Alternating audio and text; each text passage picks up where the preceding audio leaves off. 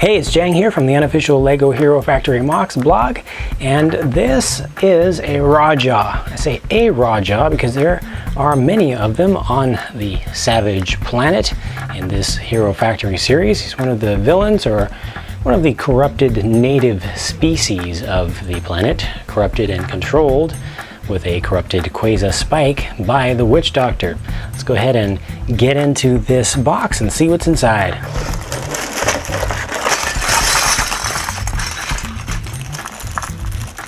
All right, 52 pieces officially to this set, and let's see what we've got. First of all, as I always do, I'm going to take out those common black skeletal pieces that we've already seen. Just put them into a little pile for convenient use. That's what you've got. Got a couple of the medium gray guys right here. Then we've got some fairly short. Yeah, these are definitely going to be useful for various things. Some relatively short red skeletal pieces. A lot of the times, red pieces that we've gotten in sets such as the Ordeal of Fire sets have been a little bit longer, but these can be actually useful for smaller mocks and even for creating custom heroes. The armor pieces in this set consist of 3 of these number 5 red plates. You've got 2 of the tiny little number 3s in gunmetal gray and 1 in red. You have these medium large ones in gunmetal gray. Here is a Raja's unique armor piece. So you can see he's got kind of a stony skin to him, and it looks like they were trying to do a print of a ribbed hose right there. 1 silver main body armor piece.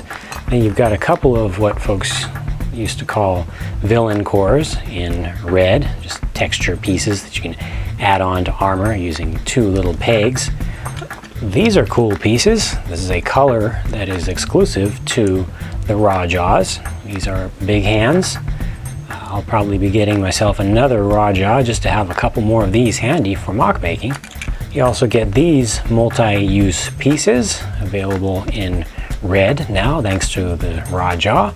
You can attach things here, you can attach 3 things here. It's got a ball joint on the back, useful for a lot of things in Hero Factory creations. These are Ben 10 feet, and there's only 1 attachment point to them. It's right there. It's for a single ball joint only, and that's it.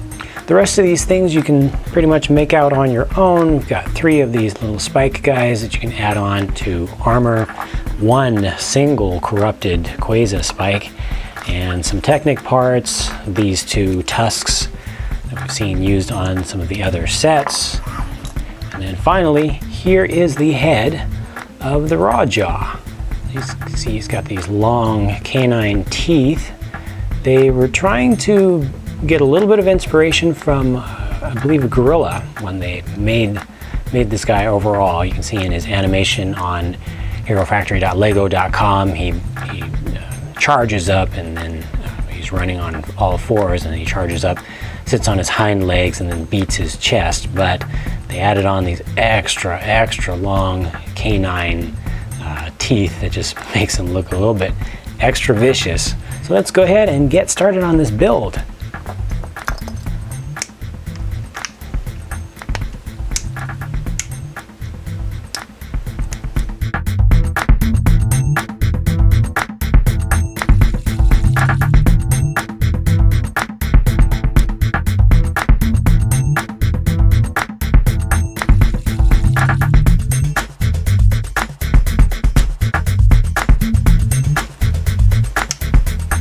Yay, Raja! There he is, all put together. Another fairly simple build, a little bit more complex than a hero, but went together pretty straightforward. Doesn't use a bunch of Technic piece assemblies or anything like this. And early on I said he's inspired by a gorilla, and he also has a little bit of inspiration from warthogs, the animal, not the Halo vehicle, but that's where the tusks come from, I'm sure. And cool little guy, emphasis on little, because he is definitely a short little character. His height is less than that of a hero until he stands up on his hind legs. Just has these giant fists for just smashing things and tearing things down.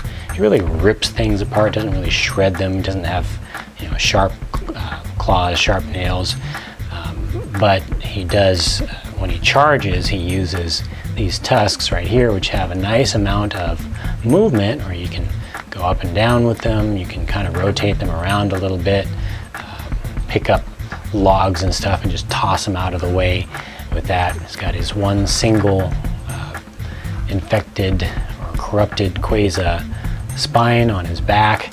It's interesting what they did with these little spike or scale pieces. They're actually kind of using them to represent hair here, I think, little tufts of hair on the tail there, and then on the back of each of the big fists. And I think that's pretty cool. I like the way that that worked out. A unique look, you know, a unique stance, the way that he kind of you know, has these huge upper extremities and then these short little ones in the rear. They did give you just a little bit of articulation of a sense of a knee joint, just there, just enough, so that does work. They could have gone a little bit cheap on it and just went directly from the leg to the foot, but I think adding just that one little extra piece is a good idea that they did that. I'm gonna go ahead and stand him up on his two rear legs. You'll find that he is a little bit front heavy, so if you stand him on his rear legs like this, he's going to want to tip forward, so you'll need to really lean him back a little bit to move that center of gravity. Also consider moving the tail up, and then get the arms back a little bit, and then he'll stand up pretty well. These Ben 10 feet have a lot of stability to them for their size, because they've got a good amount of width to them. You can see that he's kind of leaning back a little bit here. I think you can get him to go just a little bit more forward than that before he wants to tip. Yeah, right about there. That's about as far as you can go. You can see that the hands are not touching the ground here. But so that's a pretty good stance. You can move his tusks all the way up like that.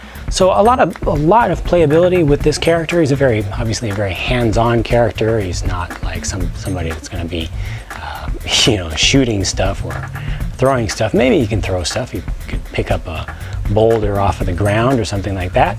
And a very interesting thing happened here with the eyes. They've got that armor piece. These heads attach to armor on the villains for this series, but just the way the ends of that armor piece came through, it kind of creates eyes.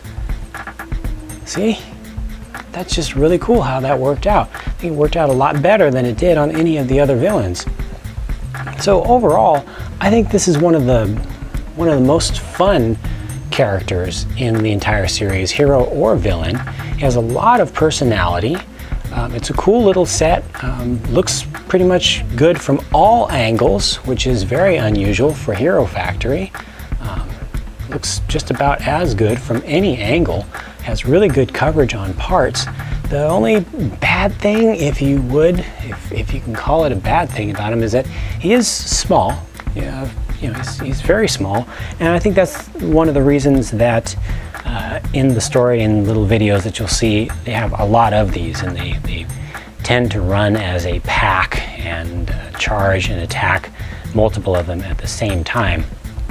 But still, a strong character that will put on a challenge for the current series of heroes. So a very cool little set. That is a Rawjaw from the Savage Planet series in LEGO Hero Factory for 2011. Hope you had fun with that. You should check out one of these sets if you like the look of them. It's one of the cheaper sets for sure, especially amongst the villains. I think he is the cheapest one. And check out my other LEGO Hero Factory set reviews and builds, and be on the lookout for 3.0 series or Savage Planet series mocks that I'll be making, and I'll be posting those up on YouTube and also on my blog at hero-factory.blogspot.com. See you soon!